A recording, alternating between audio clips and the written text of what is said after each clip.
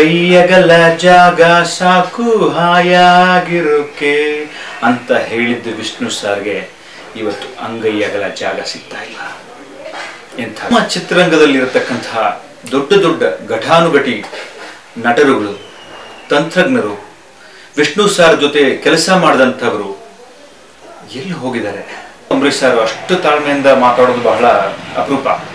ತುಂಬ ತಾಳ್ಮೆಯಿಂದ ಬೇಡ, ವಿಷ್ಣು ಸ್ಮಾರಕ ಎಲ್ಲೂ ಸ್ಥಳಾಂತರ ಮಾಡಬೇಡಿ, ಇಲ್ಲೇ ಇರಲಿ ಅಂತ.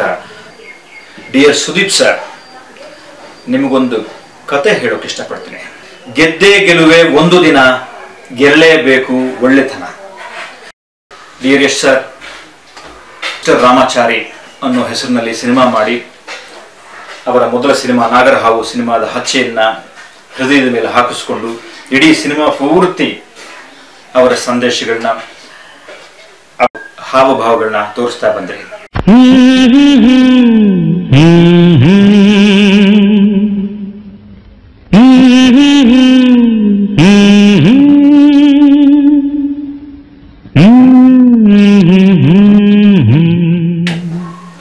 ತುತ್ತು ಅನ್ನ ತಿನ್ನೋಕೆ, ಬೊಗಸೆ ನೀರು ಕುಡಿಯೋಕೆ, ತುಂಡು ಬಟ್ಟೆ ಸಾಕು ನನ್ನ ಮಾನ ಮುಚ್ಚೋಕೆ, ಅಂಗೈಯಗಲ ಜಾಗ ಸಾಕು ಹಾಯಾಗಿರೋಕೆ ಹಾಯಾಗಿರೋಕೆ ಅಂತ ತಮ್ಮದೇ ಕಂಠದಲ್ಲಿ ಕನ್ನಡ ಚಿತ್ರರಂಗ ಕಂಡ ಮಹಾನ್ ಸಾಧಕ, ಬಹಳ ಸ್ಫುರದ್ರೂಪಿ ನಟ, ಅಭಿನವ ಭಾರ್ಗವ, ಸಾಹಸ ಸಿಂಹ ವಿಷ್ಣುವರ್ಧನ್ ರವರು ಜಿಮ್ಮಿಗಲ್ಲು ಅನ್ನೋ ಚಿತ್ರದಲ್ಲಿ ಈ ಹಾಡನ್ನು ಹಾಡಿದ್ರು. ನೋಡಿ ಹಾಡಿನ ಕೊನೆಯ ಸಾಲು, ಅಂಗೈಯಗಲ ಜಾಗ ಸಾಕು ಹಾಯಾಗಿರೋಕೆ ಅಂತ ಹೇಳಿದ್ದು ವಿಷ್ಣು ಸರ್ಗೆ ಇವತ್ತು ಅಂಗೈಯಗಲ ಜಾಗ ಸಿಗ್ತಾ ಇಲ್ಲ. ಎಂಥ ದುರಂತ.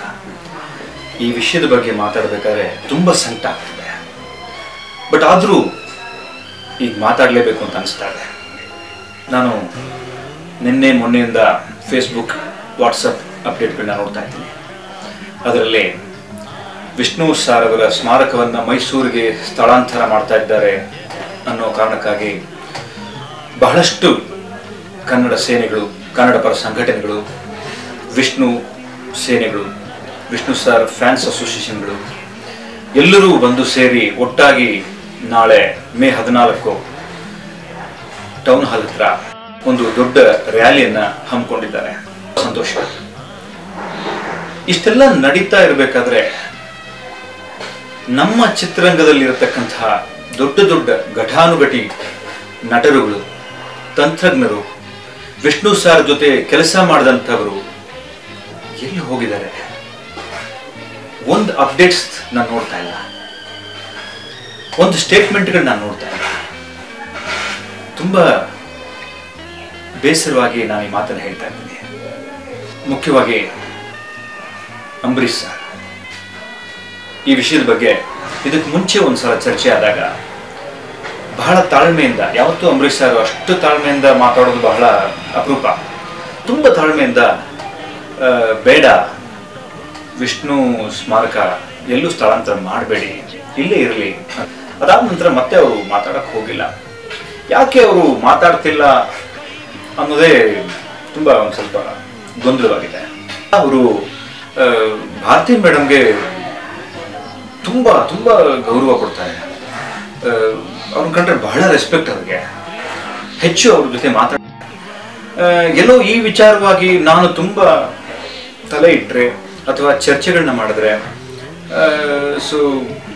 ಸಲಹೆಗಳನ್ನ ಕೊಟ್ಟರೆ ಅವರನ್ನ ಓವರ್ಟೇಕ್ ಮಾಡಿದ ಹಾಗೆ ಆಗಿಬಿಡುತ್ತೋ ಅಥವಾ ಆ ಥರ ಅವರು ಅಂದುಕೊಳ್ತಾರೋ ಅನ್ನೋ ವಿಷಯ ಏನಾದರೂ ಅವರು ಮನಸ್ಸಲ್ಲಿದೆಯಾ?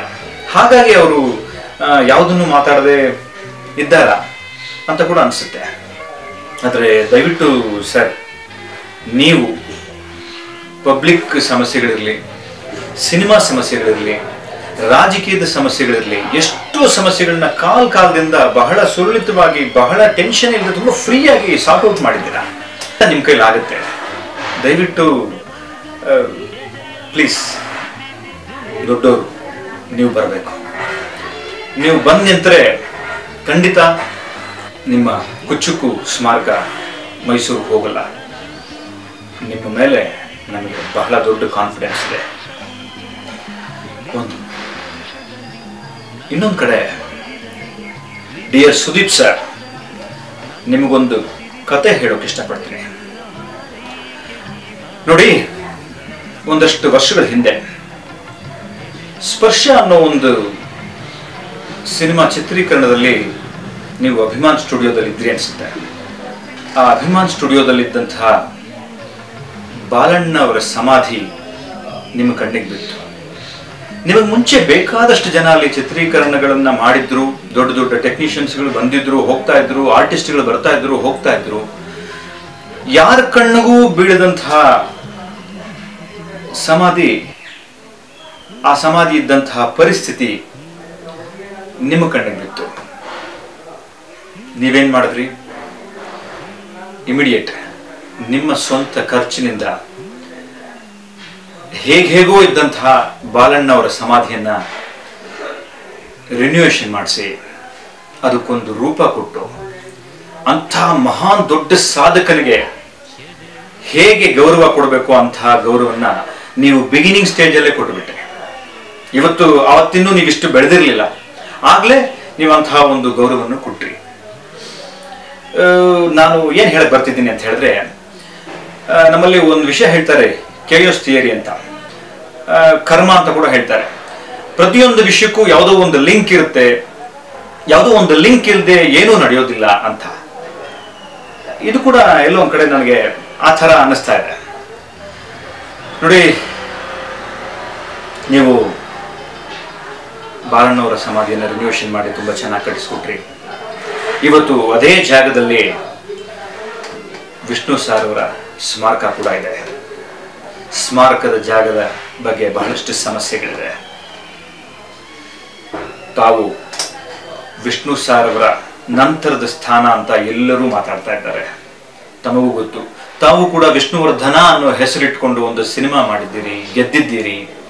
ವಿಷ್ಣು ಸಾರ್ನ ತಾವು ಕೂಡ ತುಂಬಾ ಪ್ರೀತಿಸ್ತೀರಿ. ಅಂತ ನಿಮ್ಮ ಕೈಲಿ ಖಂಡಿತ ಈ ಸ್ಮಾರಕವನ್ನ ಅಲ್ಲೇ ಉಳಿಸೋದಕ್ಕೆ ಮಾತಾಡುವಂತ ಶಕ್ತಿ ಇದೆ. ನಿಮ್ಮ ಮೇಲೆ ಖಂಡಿತ ಬಾಲಣ್ಣವ್ರ ಮಕ್ಕಳಿಗೆ ಪ್ರೀತಿ, ಅಭಿಮಾನ ಖಂಡಿತ ಇರುತ್ತೆ. ನೋಡಿ, ಒಂದಕ್ಕೊಂದು ಲಿಂಕ್ ಹೇಗಿದೆ ಅಂತ ಗೊತ್ತಾಯ್ತಾ? ದಯವಿಟ್ಟು ತಾವು ಎಲ್ಲಿದ್ರು, ಯಾವುದೇ ಚಿತ್ರೀಕರಣದಲ್ಲಿದ್ರು, ಏನೇ ಕೆಲಸದಲ್ಲಿದ್ರು, ದಯವಿಟ್ಟು ಇವತ್ತು ನಾಳೆ ಒಳಗೆ ಒಂದಷ್ಟು ಸಮಯ ಅವಕಾಶಗಳನ್ನ ಮಾಡಿಕೊಂಡು ತಾವು ಕರೆದ್ರೆ ಇಡೀ ಚಿತ್ರರಂಗ ಬರುತ್ತೆ. ಎಲ್ಲರನ್ನೂ ಒಟ್ಟುಗೂಡಿಸಿ ಕರ್ಕೊಂಡು ಹೋಗಿ ಬಾಲಣ್ಣವ್ರ ಮಕ್ಕಳ ಹತ್ರ ಕೂತ್ಕೊಂಡು ನಿಧಾನವಾಗಿ ಮಾತಾಡಿ. ಖಂಡಿತ ಈ ಕೆಲಸ ಆಗುತ್ತೆ. ವಿಷಯದಲ್ಲಿ ನಿಜವಾಗ್ಲೂ ನೀವು ವಿಷ್ಣು ಸರ್ ಫ್ಯಾನ್ಸ್ ಮನಸ್ಸಿನಲ್ಲಿ ಶಾಶ್ವತವಾಗಿ ಉಳಿತೀರಾ. ನಾವು ಯಾಕೆ ಸರ್ಕಾರದ ಕಾಲನ್ನ, ರಾಜಕಾರಣಿಗಳ ಕಾಲನ್ನ ಹಿಡಿಬೇಕು? ನಮಗೆ ಶಕ್ತಿ ಇಲ್ವಾ? ಇದೆ ಸರ್. ನೀವೇ ಹೇಳಿದ ಹಾಗೆ ಗೆದ್ದೇ ಗೆಲುವೆ ಒಂದು ದಿನ, ಗೆಲ್ಲಲೇಬೇಕು ಒಳ್ಳೆತನ. ನಿಮ್ಗೊಂದು ಸಣ್ಣ ಎಕ್ಸಾಂಪಲ್ ಹೇಳ್ತೀನಿ. ನಿಮ್ಮ ಸ್ನೇಹಿತರೆಲ್ಲ ಈ ಎಕ್ಸಾಂಪಲ್ ಒಳಗಿದ್ದಾರೆ. ವಿಶಾಲ್ ನೋಡಿ, ಸ್ವಲ್ಪ ದಿನಗಳ ಹಿಂದೆ ತಮಿಳುನಾಡಿನಲ್ಲಿ ಕಲಾವಿದರ ಸಂಘದ ಎಲೆಕ್ಷನ್ ನಡೀತು. ಆ ಎಲೆಕ್ಷನ್ ಯಾಕೆ ನಡೀತು ಅಂದ್ರೆ, ಹಿಂದಿದ್ದ ಕಲಾವಿದರ ಸಂಘದ ಅಧ್ಯಕ್ಷರು, ಉಪಾಧ್ಯಕ್ಷರು, ಖಜಾಂಚಿಗಳು ಏನಿದ್ದಾರೆ, ಕಲಾವಿದರ ಸಂಘದ ಒಂದು ಜಾಗವನ್ನ ಎಲ್ಲರ ಪರ್ಮಿಷನ್ ತಗೊಳ್ಳದೆ ಬೇರೆಯವರಿಗೆ ಮಾರ್ಬಿಟ್ಟಿದ್ರು, ಅಗ್ರಿಮೆಂಟ್ ಮಾಡ್ಕೊಂಡಿದ್ರು ಅನ್ನೋ ಕಾರಣಕ್ಕೆ ಎಲ್ಲ ಕಲಾವಿದರನ್ನು ವಿಶಾಲ್, ಸೂರ್ಯ ಅವರು ತಮ್ಮ ಕಾರ್ತಿ, ನಾಸಿರ್ ಅವರು ಸೇರಿ ಒಟ್ಟುಗೂಡಿಸಿ ಈ ಜಾಗವನ್ನ, ಇದು ಕಲಾವಿದರ ಜಾಗ, ಇದನ್ನ ಮಾರ್ಕೊಡುದು, ಇದನ್ನ ನಾವೇ ಉಳಿಸ್ಕೋಬೇಕು, ಇದು ಕಲಾವಿದರಿಗೆ ಅಂತ MGR ಶಿವಾಜಿ ಗಣೇಶನ್ ಕಾಲದಿಂದ ಕೊಟ್ಟಂತಹ ಜಾಗ ಅಂತ ಹೇಳಿ ಎಲ್ಲ ಯೂತ್ ಎಲ್ಲರೂ ಹೋರಾಡಿ ಎಲೆಕ್ಷನ್ ಕಂಟೆಸ್ಟ್ ಮಾಡಿ ಹಳಬರನ್ನು ಎಲ್ಲರನ್ನೂ ಸೋಲಿಸಿ ಗೆದ್ದು ಇವತ್ತು ಆ ಜಾಗವನ್ನು ಪಡ್ಕೊಂಡಿದ್ದಾರೆ. ಅಷ್ಟೇ ಅಲ್ಲ, ಆ ಜಾಗವನ್ನ ಪಡ್ಕೊಂಡು ಈಗ ತಮಿಳುನಾಡಿನ ಎಲ್ಲ ಕಲಾವಿದರಿಗೆ ಆ ಜಾಗದಲ್ಲಿ ಕಲ್ಯಾಣ ಮಂಟಪದ ವ್ಯವಸ್ಥೆ, ಥಿಯೇಟರ್ ವ್ಯವಸ್ಥೆ, ವೃದ್ಧಾಶ್ರಮದ ವ್ಯವಸ್ಥೆ ಅಂತ ಬಹಳಷ್ಟು ಸೌಕರ್ಯಗಳನ್ನ ಕಲ್ಪಿಸ್ಕೊಡ್ತಾ ಇದ್ದಾರೆ. ಅವರಷ್ಟೇ ಶಕ್ತಿ ನಮಗಿಲ್ವಾ? ನಮ್ಮ ಕೈಲೂ ಈ ಜಾಗವನ್ನು ಉಳಿಸ್ಕೊಳ್ಳೋಕ್ಕೆ ಶಕ್ತಿ ಇದೆ. ಇನ್ನೊಂದು ವಿಷಯ, ಇದೇ ರೀತಿ ತಮಿಳುನಾಡಲ್ಲಿ ಶಿವಾಜಿ ಗಣೇಶನ್ ಅವರು ನಿಧನರಾದಾಗ ಅವರ ಒಂದು ಪ್ರತಿಮೆಯನ್ನ ಮರೀನಾ ಬೀಚ್ ಹತ್ರ ಇಡಬಾರದು ಅಂತ ಹೇಳಿ ಒಂದಷ್ಟು ಜನ ಗಲಾಟೆ ಮಾಡಿದ್ರು. ತುಂಬಾ ಪ್ರೊಟೆಸ್ಟ್ಗಳೆಲ್ಲ ನಡೀತು. ಆದ್ರೆ ಇಡೀ ಚಿತ್ರರಂಗ ಒಂದಾಗಿ ಹೋರಾಟ ಮಾಡಿ ಅದೇ ಮರೀನಾ ಬೀಚ್ ಹತ್ರ ಶಿವಾಜಿ ಗಣೇಶನ್ ಅವರ ಸ್ಟ್ಯಾಚ್ಯೂನ ನಿಲ್ಲಿಸಿದ್ರು. ಅವರೆಲ್ಲರಿಗೂ ಇರೋ ಶಕ್ತಿನೇ ತಾನೇ ನಮಗೂ ಇರೋದು. ನಾವ್ ಯಾಕೆ ಮಾತಿನಲ್ಲಿ ಬಗೆಹರಿಸಬಾರ್ದು? Next, Yash, dear Yash sir, ತಾವು ಕೂಡ ವಿಷ್ಣು ಸರ್ ಅವ್ರನ್ನ ತುಂಬಾ ಪ್ರೀತಿಸ್ತೀರಿ. ಮಿಸ್ಟರ್ ರಾಮಾಚಾರಿ ಅನ್ನೋ ಹೆಸರಿನಲ್ಲಿ ಸಿನಿಮಾ ಮಾಡಿ ಅವರ ಮೊದಲ ಸಿನಿಮಾ ನಾಗರಹಾವು ಸಿನಿಮಾದ ಹಚ್ಚೆಯನ್ನ ಹೃದಯದ ಮೇಲೆ ಹಾಕಿಸ್ಕೊಂಡು ಇಡೀ ಸಿನಿಮಾ ಪೂರ್ತಿ ಅವರ ಸಂದೇಶಗಳನ್ನ, ಹಾವಭಾವಗಳನ್ನ ತೋರಿಸ್ತಾ ಬಂದ್ರಿ. ತಮಗೂ ಇವತ್ತು ಬೇಕಾದಷ್ಟು ಫ್ಯಾನ್ ಫಾಲೋವರ್ಸ್ ಇದ್ದಾರೆ, ಅಭಿಮಾನಿಗಳಿದ್ದಾರೆ. ನೀವು ಒಂದು ಮಾತು ಹೇಳಿದ್ರೆ ನಿಮ್ಮ ಹಿಂದೆ ಬರೋದಕ್ಕೆ ಅಂತ ಬೇಕಾದಷ್ಟು ಜನಗಳಿದ್ದಾರೆ. ತಾವು ಕೂಡ ಇದರ ಮುಂದಾಳತ್ವವನ್ನು ವಹಿಸಿಕೊಂಡು ಈ ವಿಷಯಕ್ಕಾಗಿ ಮಾತಾಡ್ಬೋದು, ಹೋರಾಡ್ಬೋದು. ದಯವಿಟ್ಟು ಮುಂದೆ ಬನ್ನಿ. ವಿಷ್ಣು ಸರ್ ಅವರಿಗೆ ಈ ಮೂಲಕ ನಾವು ಗೌರವ ಕೊಡಲೇಬೇಕು, ಹೋರಾಡಲೇಬೇಕು. Thank you so much. ನಮ್ಮ ಸುದ್ದಿಗಳು, ವಿಮರ್ಶೆಗಳು ನಿಮ್ಗೆ ಇಷ್ಟ ಆದರೆ ಕೆಳಗಡೆ ಇರೋ ಸಬ್ಸ್ಕ್ರೈಬ್ ಬಟನ್ನ ಒತ್ತಿ. ನಾನು ಈ ವಿಷಯವನ್ನ ಮಾತಾಡಿದ್ದು ಯಾವುದೇ ದುರುದ್ದೇಶದಿಂದ ಅಲ್ಲ, ಇಲ್ಲ ನಾನು ಹೆಸರು ಮಾಡಬೇಕು ಅಂತಲ್ಲ, ಹಾಗೆಲ್ಲ ಏನೂ ಇಲ್ಲ. ನನ್ನಿಂದ, ನನ್ನ ಮಾತುಗಳಿಂದ ಯಾರಿಗಾದ್ರು ಹರ್ಟ್ ಆಗಿದ್ರೆ ದಯವಿಟ್ಟು ಕ್ಷಮಿಸಿ. ಒಂದು ಒಳ್ಳೆಯ ವಿಷಯಕ್ಕಾಗಿ ಮಾತಾಡಬೇಕು ಅಂತ ಅನಿಸ್ತು, ಮಾತಾಡಿದೆ. ನಮಸ್ಕಾರ.